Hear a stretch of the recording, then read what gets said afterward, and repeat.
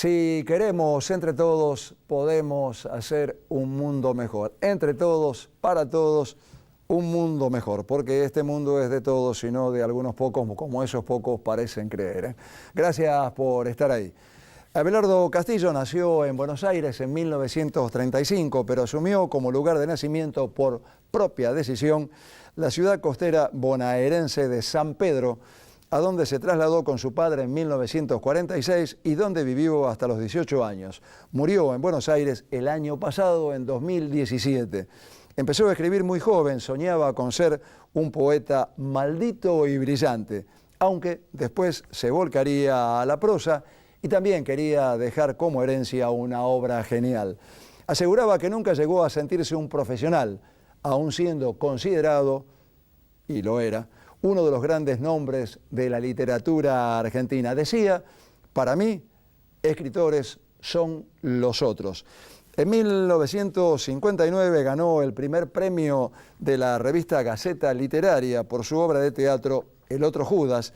Ese mismo año, con Arnoldo Lieberman y Humberto Constantini, fundaron El Grillo de Papel, continuada por El Escarabajo de Oro, una de las revistas literarias de más larga vida en nuestro país, caracterizada por su ideología de izquierda, su adhesión al existencialismo y al compromiso sartreano del escritor. Publicó sus primeros cuentos y ganó con Volvedor el premio del concurso de la revista Bea y Lea, con un jurado integrado nada menos que por Borges, Bioy Casares y Manuel Peirú. En 1977 fundó con Liliana Hecker y Silvia Iparraguirre el Ornitorrinco, revista de resistencia cultural a la dictadura que salió hasta 1986. Castillo fue incluido en 1979 en las listas negras de intelectuales prohibidos durante la dictadura. Obtuvo numerosos premios nacionales e internacionales y algunos de sus cuentos, novelas y obras de teatro fueron traducidos al inglés, francés, italiano, sueco, alemán, eslovaco, esloveno, ruso, polaco, húngaro, griego y macedonio. Entre sus libros de cuentos podemos mencionar, entre muchos otros, Las otras puertas, Cuentos crueles, Las panteras y el templo, Las maquinarias de la noche y El espejo que tiembla. Sus novelas, La casa de cenizas, Crónica de un iniciado y El que tiene sed. El Evangelio Sabanjuten fue también novela en 1999. Para teatro escribió la ya mencionada El otro Judas, Israfel y 3 dramas. Tuve el gusto de entrevistarlo en su casa en Buenos Aires en 2006. Era la tercera vez que intentaba hablar con él, conseguir una nota. Las 2 veces anteriores había llamado para cancelar la entrevista. Esta vez, cuando llegué, estaba totalmente difónico y aseguró que no iba a poder hacer la nota. Resultó que estaba cansado, me dijo después, de ser entrevistado por gente que solo leía las contratapas de sus libros y de taquito hacían la nota y a veces ni siquiera leían la contratapa de sus libros. Creo que por eso estaba nervioso, estaba muy intranquilo. Le propuse comenzar con la entrevista y que viésemos si podía hablar o no. Al rato se había distendido y, olvidado por completo de la difonía, nos dejó esta charla por demás interesante, donde comenzamos tratándonos de usted y terminamos tuteándonos. Abelardo Castillo, repetición de la entrevista realizada en 2005 en el cuento de la buena pipa en pintura, inmediatamente después de los auspiciantes, con el deseo de siempre, de aquel lado, esténse bien. Las siguientes firmas auspician el cuento de la buena pipa en pintura. Artística New Plenty, distribuidora mayorista para artistas y artesanos. Laboratorio Civic, los espera en su nuevo centro de atención de Boulevard Oroño 287, con exclusiva atención los domingos de 8 a 12. San Cristóbal Seguros, tu compañía. Calidad académica y compromiso social. Instituto Universitario del Gran Rosario. Promoviendo una cultura universitaria inclusiva. Grupo OSDE. Fundación Federada 25 de junio, acompañando a la cultura rosarina.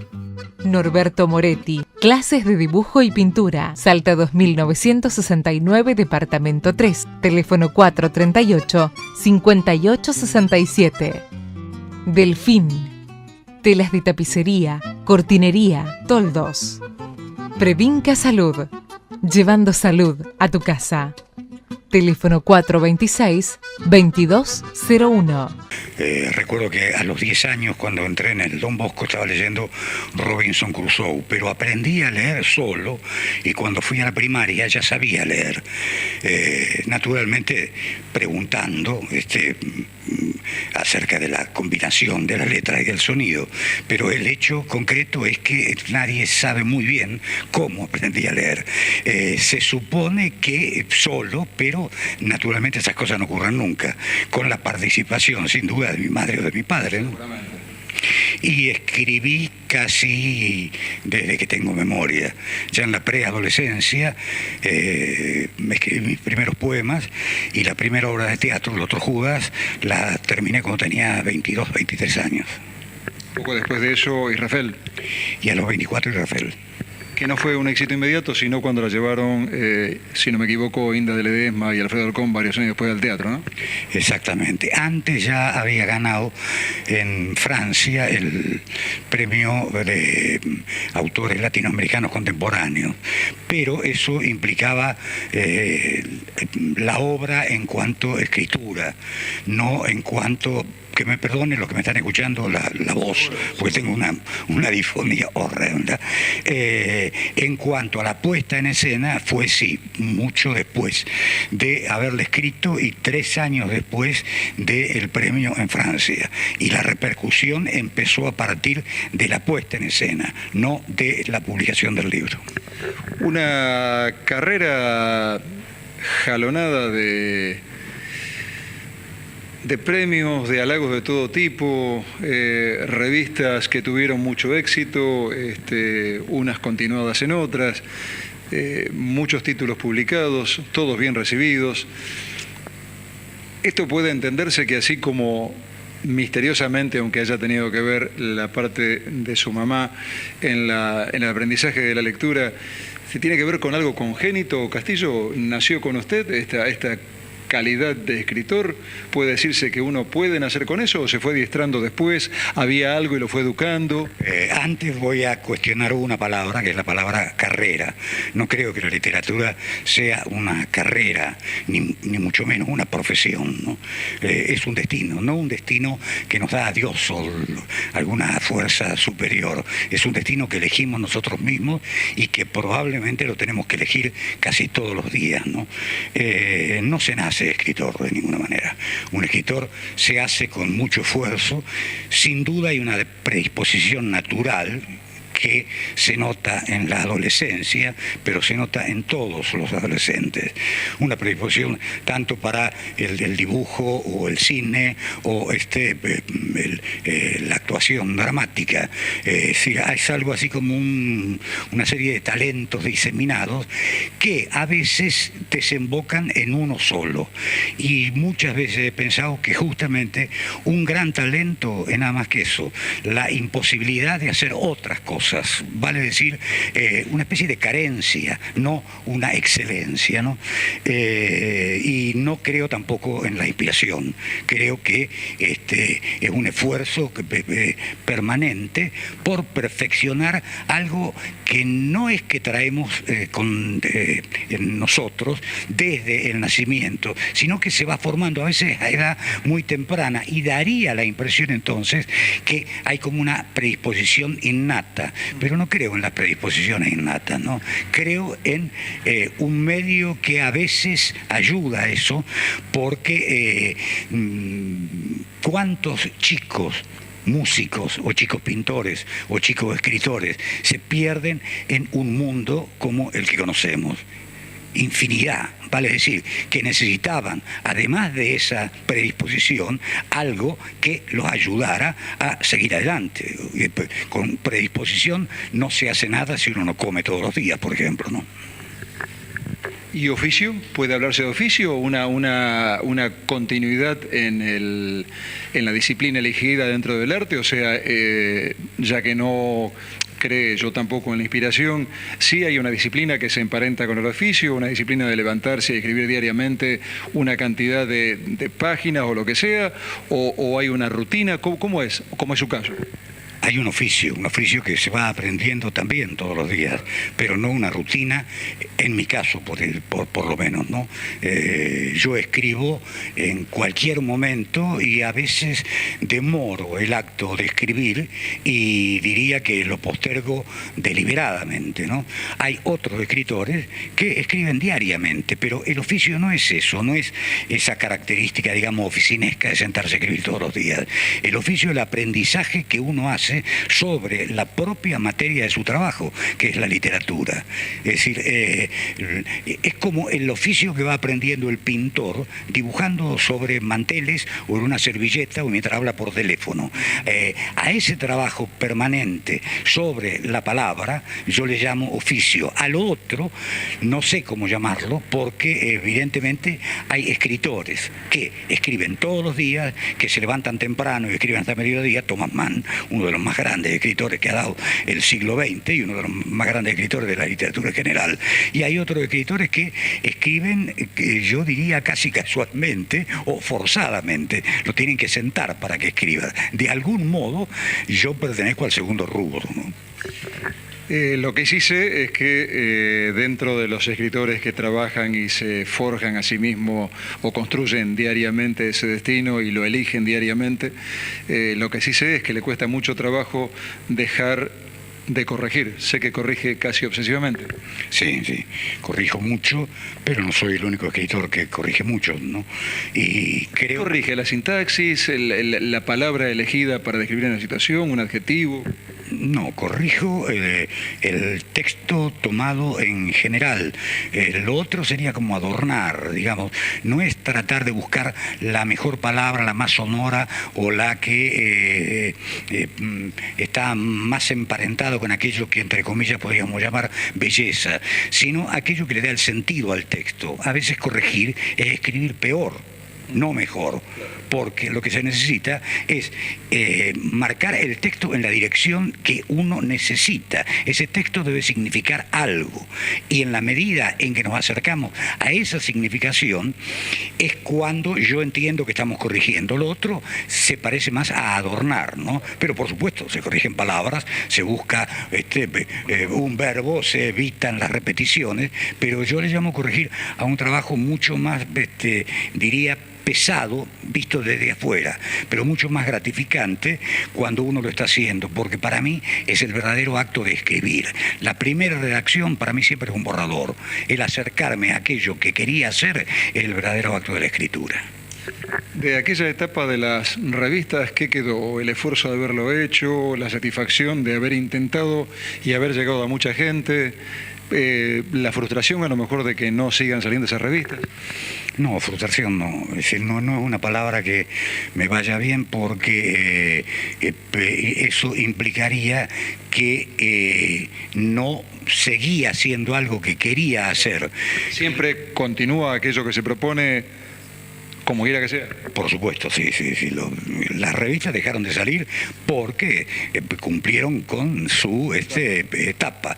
Una dejó de salir porque la prohibió la policía y el gobierno, que fue en el 60, cuando dejó de salir el grillo de papel.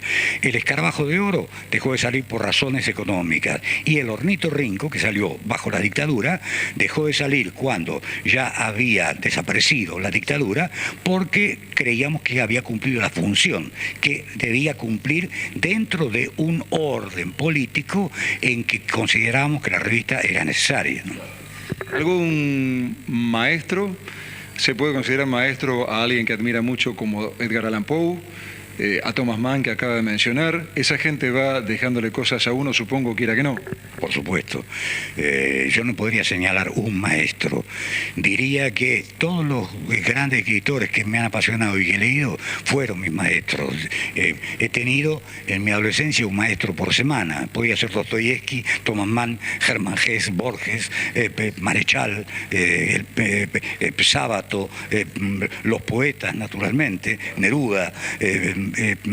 No hay un modelo de escritor. Todo aquel escritor que de alguna manera nos influye, aun cuando después abandonemos esa influencia o empecemos a juzgar a ciertos escritores con un ojo crítico que en la adolescencia no teníamos, como en mi caso, por ejemplo, en el caso de Sábato. Yo a Sábato lo considero un notable escritor hasta sobre héroes y tumbas. Después diría que la literatura de Sábato dejó de interesarme, lo que no implica que me olvide de lo que significó para mí el Sábato de Sobre héroes y tumbas, del Túnel y de Uno y el Universo. Es decir, que aun cuando vayamos abandonando ese influjo de ciertos escritores, en el momento en que los leímos fueron sin duda nuestros maestros. Seguramente. A su vez, Castillo debe ser maestros consciente o inconscientemente de otra gente, o alguna gente se le acerca para pedirle consejo. ¿Cómo es respecto de eso? ¿Le gusta dar consejos? ¿Atiende a la gente que lo llama, le pregunta, le manda un mail? Para contestar mails o cartas soy muy vago y eso sin duda es un gran defecto. Pero bueno, doy talleres literarios y tengo una relación bastante fluida con los jóvenes, pero no me considero maestro y en realidad creo, y lo creo fervientemente, en aquella frase de Nietzsche, ¿no? El mejor discípulo es el que reniega de su maestro. No podemos tener permanentemente maestros. Hay un momento en que hay que superar a ese maestro o cortar el cordón umbilical con ese maestro para hacer lo que nosotros debemos hacer, sin renegar de lo que aprendimos, naturalmente, y sin, como suele ocurrir, sin de pronto volverse tan crítico que se sienta ese magisterio como una especie de culpa. No se trata de eso, se trata sencillamente de abandonar ese bastón o esa muleta que tuvimos en la adolescencia para empezar a hacer nosotros mismos. Y vuelvo a decirlo, ¿no? Aquello que dijo Nietzsche es que la cifra exacta de lo que pienso, ¿no? El mejor discípulo es el que reniega de su maestro. En ese sentido, el hombre que era poco más que un adolescente, que escribió su primera obra de teatro y la segunda obra de teatro, fue cambiando como escritor a medida que el hombre iba madurando, casándose. ¿Permanece inalterable algo de ese muchacho? No lo puedo juzgar como si fuera otro. Supongo que hay cosas que permanecieron inalterables y hay otras que han cambiado, pero no creo que el hecho de casarme, por ejemplo, haya modificado absolutamente nada, ¿no? Además, no he formado una familia porque no tengo hijos, pero creo que eso no modifica a un hombre. Las modificaciones pasan por una zona espiritual y no sé de qué modo se modifican, pero no es la realidad cercana la que modifica, sino ciertas vivencias íntimas que a veces nos cambian sin que nosotros nos demos cuenta, o cuando pasa mucho tiempo de ese cambio que notamos que somos otra persona. Yo esto lo suelo verificar en mi diario. Llevo un diario desde que tengo 18, 19 años. 20 años o 30 después de ciertas anotaciones me doy cuenta qué cosas se han modificado en mí y qué cosas han permanecido inalterables. Pero hablar de eso nos llevaría demasiado tiempo, ¿no? Pero, por ejemplo, ¿el idealismo se mantiene inalterable? No sé. Las banderas de la utopía, por decirlo de alguna forma, que todo el mundo habla de la muerte de la utopía, la bandera de los ideales, está muerta, etcétera, etcétera. Usted mismo dice que es una época de muerte esta. La muerte de la historia, la muerte de la utopía, etcétera. Digo que se dice que es la época de la muerte, de la historia, que no ha muerto, lo estamos viendo en la calle todos los días.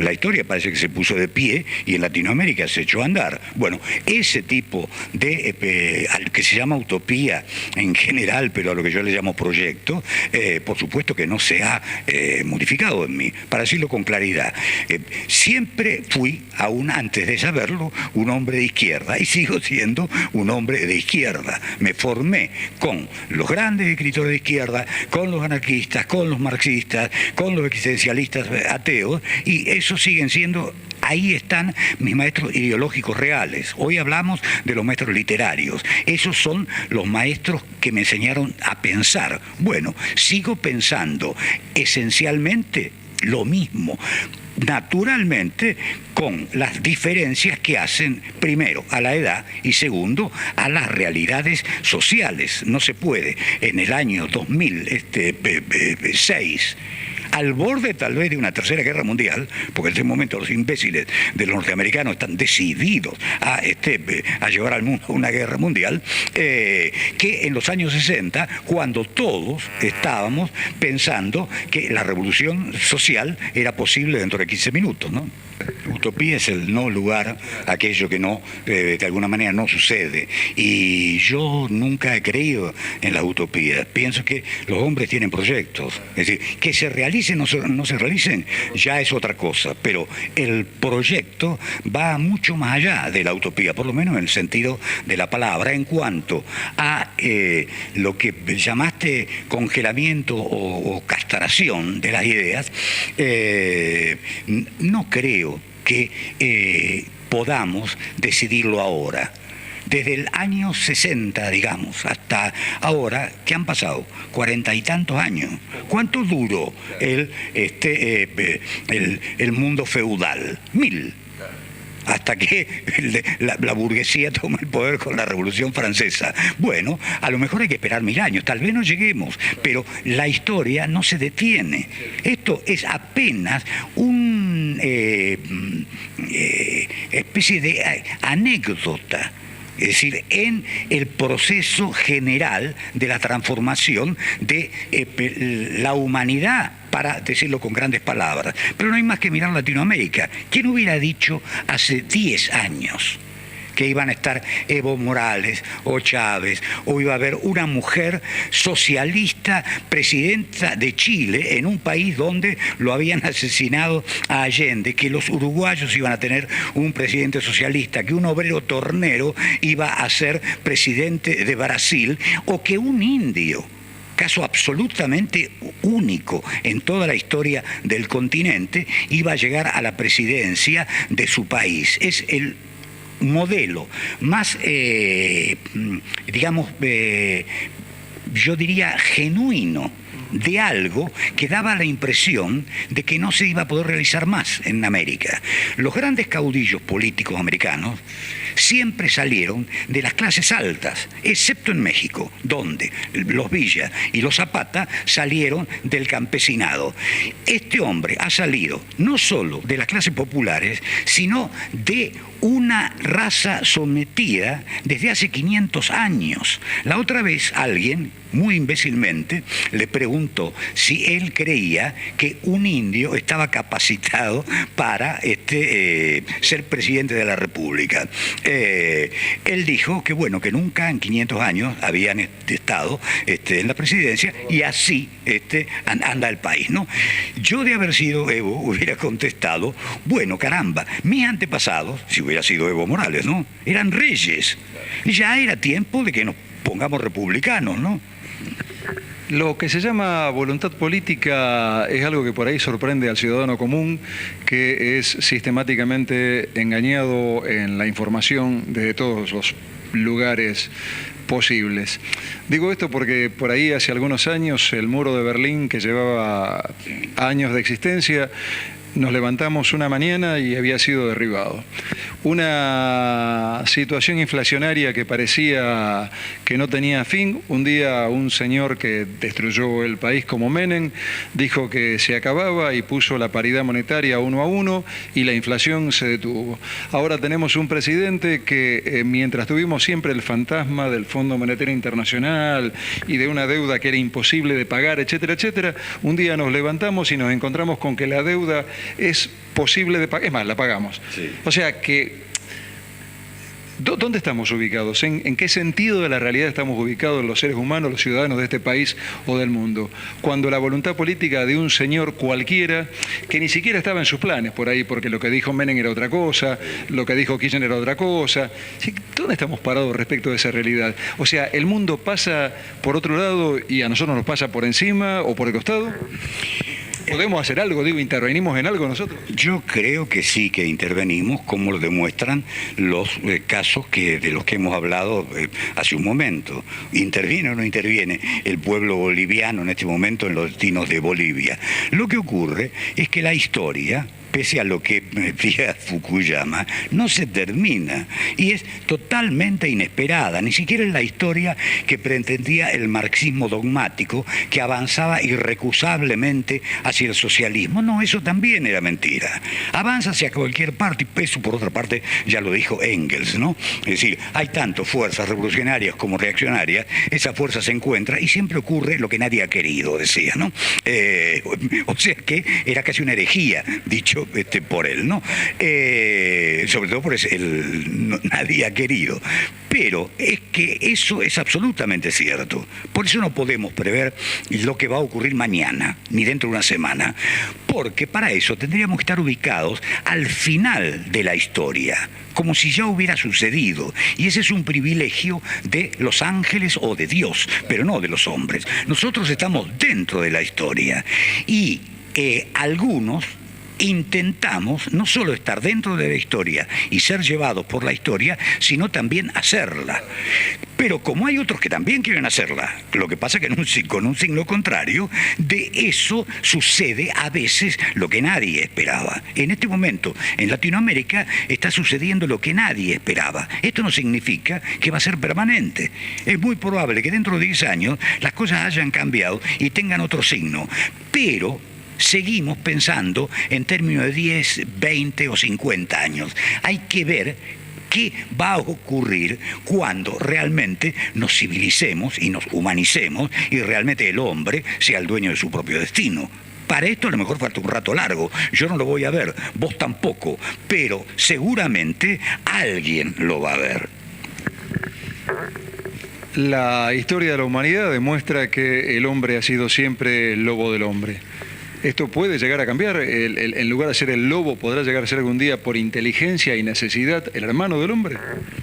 ¿Sos positivo respecto de eso? ¿Respecto del ser humano? ¿Lo ves como algo modificable para bien? ¿O seguiremos siempre yendo... No sé, porque lo que deciden los yanquis, por ejemplo, que son unos tarados que nos van a llevar a una tercera guerra mundial, aún a pesar de un montón de gente que no lo quiere, ellos lo van a hacer. Aparentemente, por eso decía que por ahí no tenemos mucha incidencia, o a lo mejor no tenemos mucha incidencia porque no nos damos cuenta de la fuerza que podríamos tener trabajando todos juntos, comunitariamente. Aisladamente, obviamente, perdemos todo, ¿cierto? Lo que digo es, pareces un tipo positivo. ¿Sos un tipo positivo respecto del hombre? ¿Es mejorable? ¿Se puede esperar un futuro mejor? Independientemente de que la historia, obviamente, no la podemos manejar, ni somos adivinos, ¿cierto? Yo creo que no solo se puede esperar, sino que es absolutamente necesario. O de lo contrario, la humanidad se termina en 50 años. Estamos en un límite muy peligroso de lo que podríamos llamar el género humano. Dentro de 50 años no va a haber alimentos para la población mundial. Dentro de 50 años es muy probable que se empiecen a deshelar los polos, lo que va a crear un problema muy grande. Dentro de 50 años el mundo va a ser casi inhabitable si sigue en este sentido. Eso no significa que no sea modificable. Creo que sí que es modificable. Lo que no consiguieron las grandes teorías liberadoras, lo que no consiguieron las grandes religiones, lo va a conseguir la desesperación por sobrevivir. ¿Qué va a hacer? Cambiar el irracional modo de producción que tiene en este momento la humanidad. Ahora bien, si me preguntás si el hombre va a ser más bueno, no creo. El hombre seguirá siendo el lobo del hombre.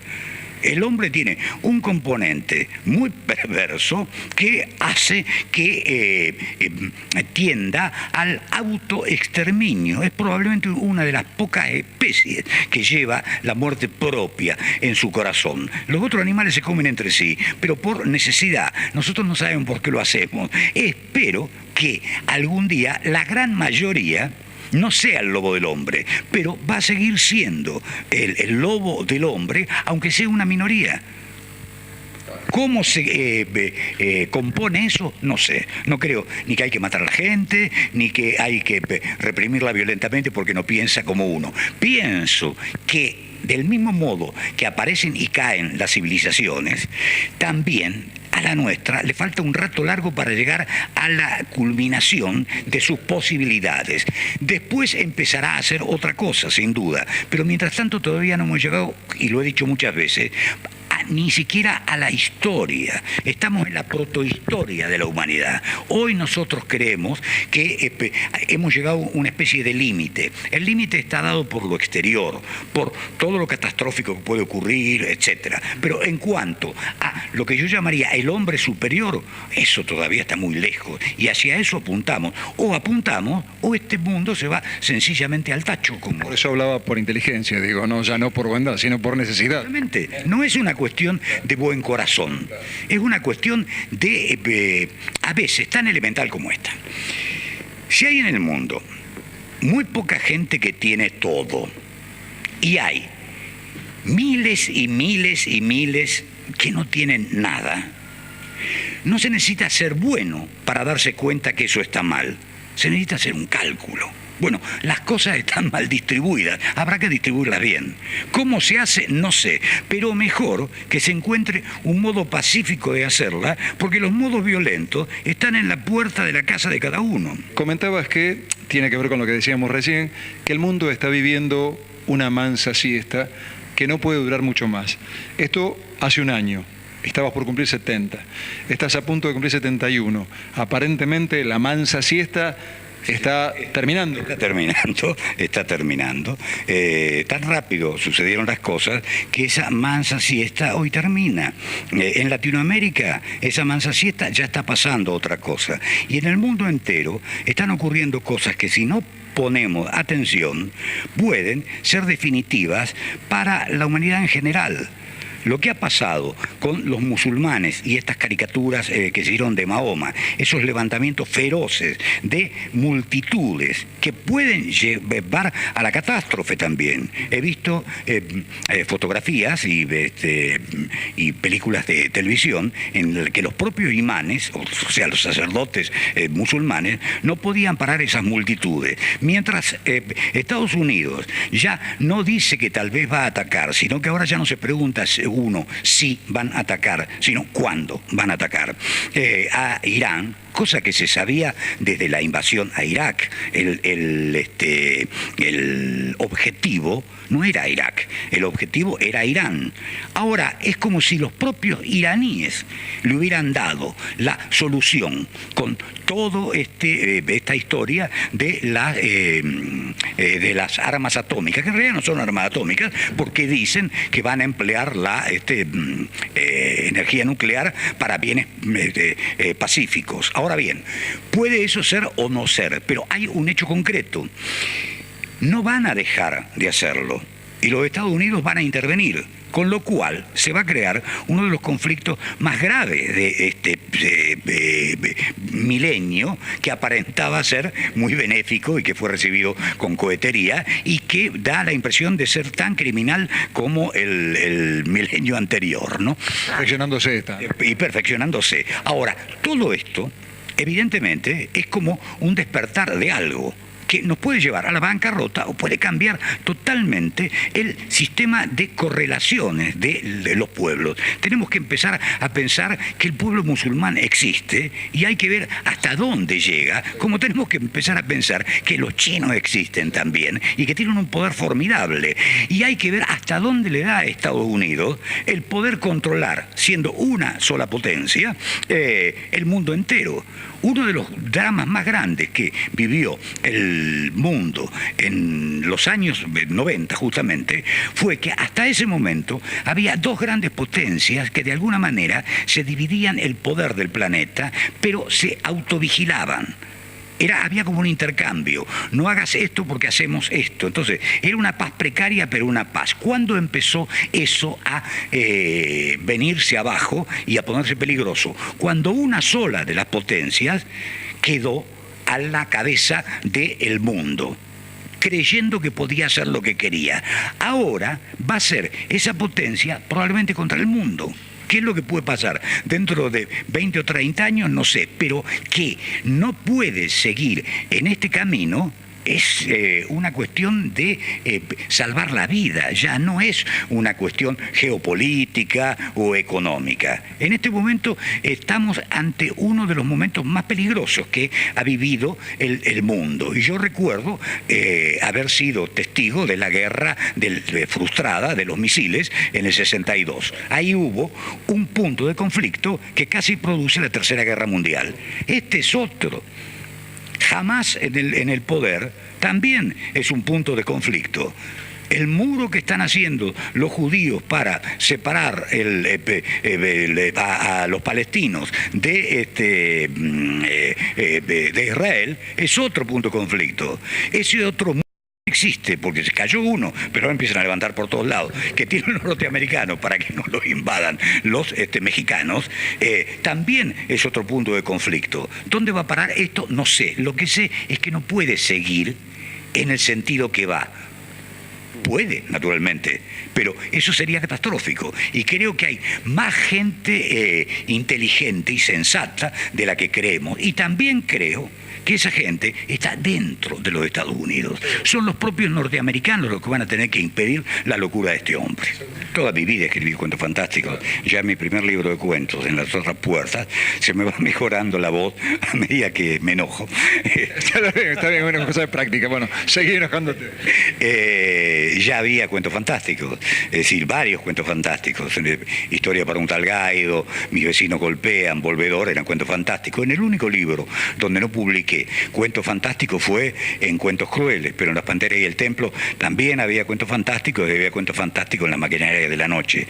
Lo que no había escrito nunca es un libro donde predominaran los cuentos fantásticos, sobre todo porque mi generación, que era la del 60, era una generación realista y estaba como prohibido escribir cuentos fantásticos. No podía ser al mismo tiempo un escritor comprometido y escribir una historia de fantasmas. Eso a mí no me preocupó nunca porque lo hice en el 60 mismo, ¿no? Como escribí una obra de teatro sobre Edgar Poe, que es algo así como el emblema del autor fantástico o del cuentista de terror, ¿no? Al llegar a los 70 años, me di el lujo, por decirlo así, de escribir un libro donde predominaran los cuentos fantásticos y que iban a ser todos cuentos fantásticos. Después agregué uno o dos cuentos realistas, pero porque, digamos, ya no tenía el peso de mi generación sobre mí. Era como si, bueno, ya me he ganado el derecho a escribir como se me antoja y a pensar como se me antoja. Y no me impide escribir un cuento fantástico. El escribirlo no me impide pensar como pienso, como no se lo impidió a Cortázar, por ejemplo. Hace un cuento, Castillo, un cuento como, no recuerdo el nombre, el que narra la historia de dos hombres que se encuentran de diferentes edades y uno de ellos le cuenta al otro que conoció a una señora de edad y entra en una especie de carnaval de antaño, donde encuentra a una joven hermosísima en un balcón, etcétera, etcétera. ¿Cómo nace ese tipo de cuento? ¿Cómo se te ocurrió? ¿Qué fue? ¿Una ensoñación? ¿Algo que te disparó otro relato? ¿Algo que alguien te contó de verdad? ¿Cómo fue? Se me ocurrió como historia, pero lo curioso de ese cuento es que esa calle, la calle Victoria se llama el cuento. Aparte de eso es espectacular, ¿no? Que la persona que le pregunta al muchacho por la calle Victoria hable de una calle que ya no se llama más Victoria, sino que se llama ¿cómo ahora? Hipólito Yrigoyen. Casualmente es la calle donde vos vivís. Calle, bueno. Pero lo curioso es que yo ese cuento lo escribí mucho antes de vivir en esta casa. Esa casa de 3 balcones que yo describo ya estaba descrita en el cuento. Esa gran sala es casi esta. Y el balcón donde la chica está con el protagonista del cuento, muy probablemente sea ese. Ahora, a mí se me ocurrió como historia, como una historia fantástica. Y un día, cuando estaba corrigiendo el cuento, porque necesitaba mandarlo a una revista donde hacían un concurso muy extraño, querían que yo escribiera unas 2 o 3 páginas para que los lectores la terminaran, y el lector que de alguna manera terminaba mejor el cuento, se recibía el premio. Yo dije que de acuerdo, pero que no quería escribir 2 páginas cualquiera, que quería escribir 2 páginas de un cuento que ya tenía a medio terminar, para que también se publicara mi cuento. Vale decir, que mi cuento compitiera con aquellos cuentos que escribían los lectores, ¿no? Porque podía ser que un lector escribiera un cuento mucho mejor que el mío. El hecho es que cuando me puse a mirarlo, y yo ya vivía en esta casa, dije, pero esa casa que yo describo es esta. Eso tiene que ver con una aseveración, una afirmación tuya, no me acuerdo exactamente qué era lo que decías, pero algo así como que uno escribe sobre... ¿Uno es el hombre que va a ser aún sin saberlo? ¿Algo así era? Sí, claro, justamente. Es decir, de algún modo, mucho antes de ser aquel que sos, en tu literatura eso ya está como previsto. Pero por otra parte, lo dijo mejor que nadie Oscar Wilde, ¿no? Cuando dijo la realidad imita al arte. Y en efecto, la realidad imita al arte, o por lo menos los escritores jugamos a que sea así, ¿no? Y ya te digo, esa forma de mirar la realidad como si fuera otra cosa distinta de la realidad habitual no le impide a ningún escritor tener las ideas más o menos claras, por lo menos acerca de lo que piensa. No quiere decir que sean las ideas verdaderas. Y no le impide ser un hombre comprometido, y no le impide luchar contra las dictaduras. Y hay ejemplos ilustres de que eso es así, ¿no? Al final de cuentas, uno de los más grandes escritores del siglo XX, lo cito de nuevo, Thomas Mann, escribe una obra fantástica que es Doctor Fausto, que es el tema del pacto con el diablo, lo que no le impidió ser antifascista, ¿no?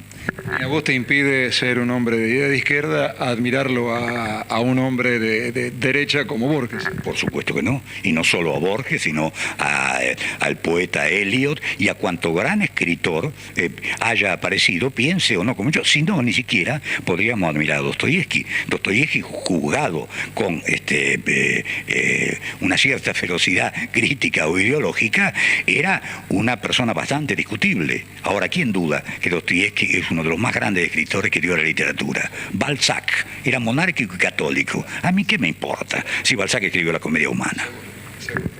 Dentro de este tomo de cuentos que mencionamos recién, El espejo que tiembla, también tenés un cuento donde una sirvienta con pocas luces comete un acto terrorífico. ¿Y eso cómo se te ocurrió? Ese sí, me lo contaron cuando yo tendría 15 años. Lo contó una profesora en San Pedro, en el colegio. Dijo que una chica, que era la sirvienta de una, no sé si era una casa de campo o una quinta, había hecho lo que yo describo en el cuento. Muchos sostienen que ese cuento está influido por Quiroga. Te iba a preguntar eso. Sin duda está influido por Quiroga, porque no, después de La gallina degollada casi no hay modo de escribir sobre algo parecido sin que uno piense en Quiroga. Pese a eso, yo escribí igual Pava, aunque, digamos, es casi la inversa del cuento, porque acá la chica tonta es la que ejecuta a los otros chicos. Mata y cocina a los chicos. Exactamente. En el cuento de Quiroga son los chicos los que matan a la chica disminuida, ¿no? Pero sentí que lo tenía que escribir igual. Ahora, esa historia no es influida por Quiroga. Esa es una historia real, ocurrió realmente. E incluso hay un libro de psicología donde figura esa historia. Algunos dicen que no es una historia verdadera, sino que es una historia inventada en la época de Perón para desacreditar a las clases populares, etcétera, porque la protagonista era una sirvienta. Pero cuando yo lo oí en San Pedro, ese cuento estaba situado y fechado, porque ocurrió en Entre Ríos y hasta tenía nombre, la persona que las personas que fueron como los protagonistas del cuento. Y lo contó una profesora aterrorizada. Esto fue cuando yo tendría 15 años, es decir, porque estaba en el secundario en San Pedro. Tardé un tiempo largo hasta que lo escribí, pero ese cuento no es reciente, fue escrito más o menos en la época que yo publiqué Cuentos Crueles, porque en la primera versión de Cuentos Crueles ya hay una versión de Pava casi idéntica a esta, ahora creo que un poco mejorada, ¿no? Pero ya te digo, la influencia sin duda existe, porque es imposible que no exista, pero está basado en un hecho real. Hablando de vida, vos tuviste una vida muy comprometida, con muchas complicaciones, con muchos problemas, con descensos por ahí a los infiernos, de los cuales emergiste indemne, positivo y con mucha polenta. ¿Eso es un ejemplo de vida? ¿Acudiste a algo especial para salir de eso? ¿Cómo ocurrió? Vos te referís al alcoholismo, y un día dejé de tomar y se terminó. Es decir, ¿tomabas? No sé, pero sé que tomaba, y que tomaba mucho y que era un alcohólico. Y un día dije, no tomo más, y no tomé nunca más, y se acabó. No fui ni Alcohólicos Anónimos, lo cual no significa que no crea que es muy importante ir a Alcohólicos Anónimos o alcohólico, ¿no? Yo tenía un modelo que era el de mi abuelo. Mi abuelo había bebido muchísimo en su vida y le prometió a mi abuela dejar de beber cuando naciera su primer hijo varón. Tuvo una cantidad de hijas mujeres, o sea que eso le dio la chance. Y cuando nació su primer hijo varón, desapareció de la casa y estuvo con una semana afuera y volvió con una borrachera formidable, y después de ese día no tomó nunca más. Y yo siempre pensé que si lo podía hacer mi abuelo, también lo podía hacer yo. Pero además tenía algo que creo que es muy importante tener en casos de adicciones, ¿no? Un proyecto. O sea, me decías que entonces uno puede tener una adicción, puede tener un problema, el que sea, pero lo ayuda a salir, tener un proyecto. Tenerse un proyecto, sí. Además de la historia, ya te digo, esa especie de script de vida de mi abuelo paterno. Curiosamente, por ejemplo, mi padre no tomó nunca en su vida, ni fumó nunca en su vida. Era un excelente deportista, ¿no? Y el padre de mi padre, en cambio, necesitó tener un hijo varón para dejar la bebida, ¿no? Pero yo tenía, y creo que eso es muy importante, y eso sí ya lo daría como consejo, un proyecto personal. Sentía que con eso que estaba haciendo, o con eso que me estaba pasando, o con esa enfermedad que tenía, porque el alcoholismo, como cualquier adicción, es una enfermedad, y cuando aceptás que una enfermedad, tal vez estés en condiciones de empezar a salir, era algo con lo que yo debía hacer alguna cosa que no fuera meramente matarme. Y de ahí salió El que tiene sed, que probablemente sea un libro que no sé si es un gran libro, pero sé que a mí me representa y que misteriosamente ha tenido una gran influencia, sobre todo sobre la gente joven, que se siente muy cercana a ese Esteban Espósito enloquecido que yo cuento en la novela. Ahora bien, no pude escribir una sola línea mientras bebía. Ese libro fue escrito mucho tiempo después que dejé de tomar, ¿no? Pero está escrito como una especie de delirio. Ahora, siempre supe, mientras bebía, que yo iba a terminar escribiendo algo que tenía que ver con eso, o de lo contrario, me iba a matar antes en el intento, ¿no? ¿El diario lo escribís en cualquier momento del día, a la noche, a la tarde? ¿Hay una hora en la que te sentís tranquilo, bien, solo? ¿Recordás un poco lo que pasó o anotás lo que va surgiendo? Lo escribo casi a cualquier hora del día. Lo que ocurre es que generalmente lo hago de noche, porque hago casi todo de noche. Escribo mis textos literarios de noche, leo de noche, pero lo primero que hago es, cuando me pongo a escribir, es anotar algo en el diario. No lo escribo todos los días, ya lleva un volumen considerable.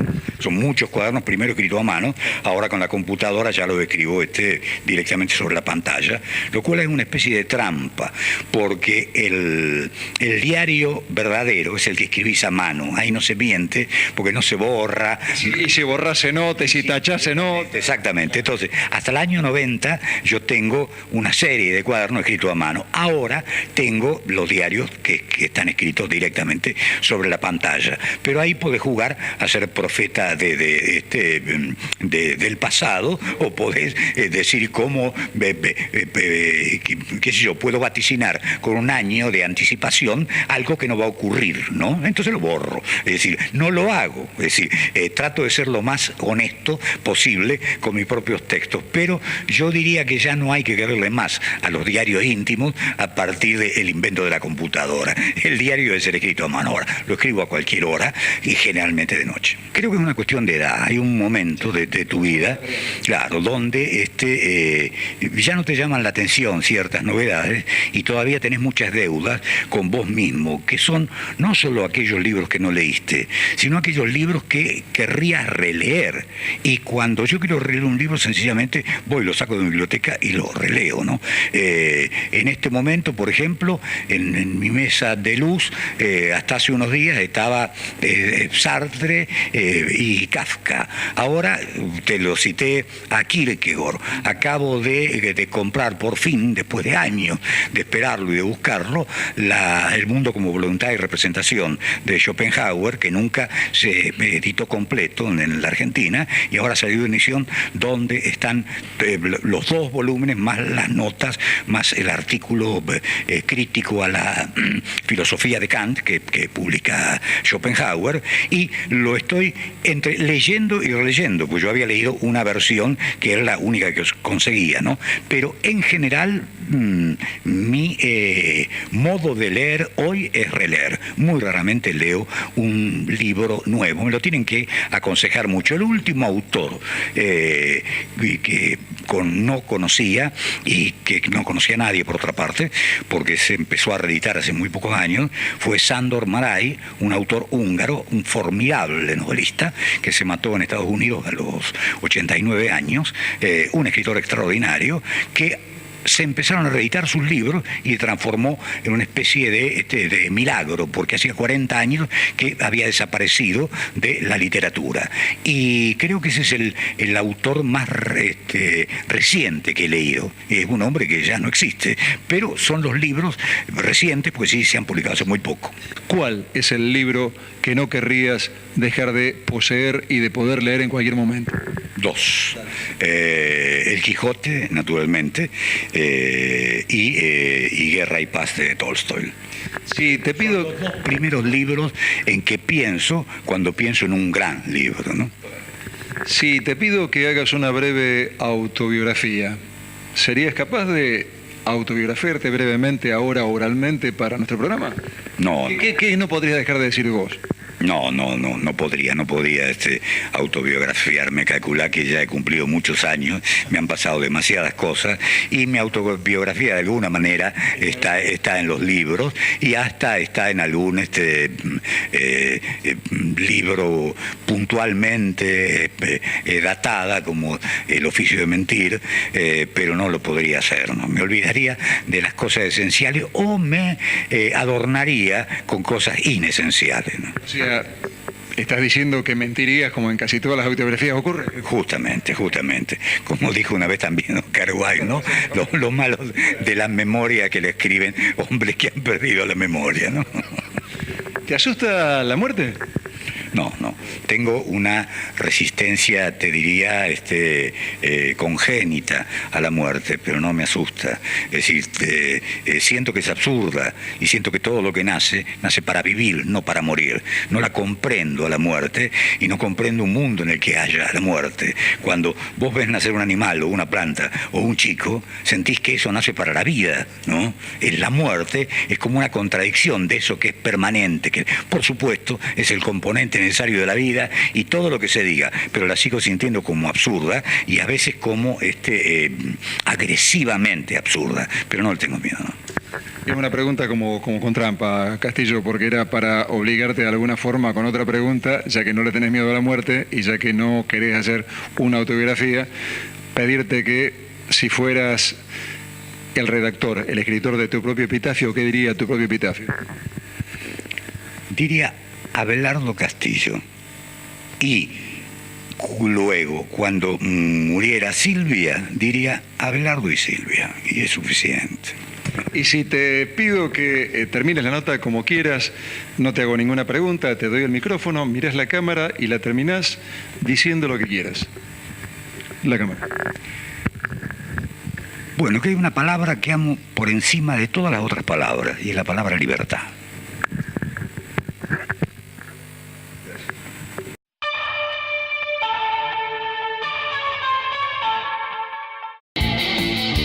Hay un equipo que está acá, que cuando más lo necesitas, estés donde estés, vayas donde vayas, está siempre cerca tuyo. Yo soy de ese equipo. Asegúrate en la segunda, donde lo primero sos vos.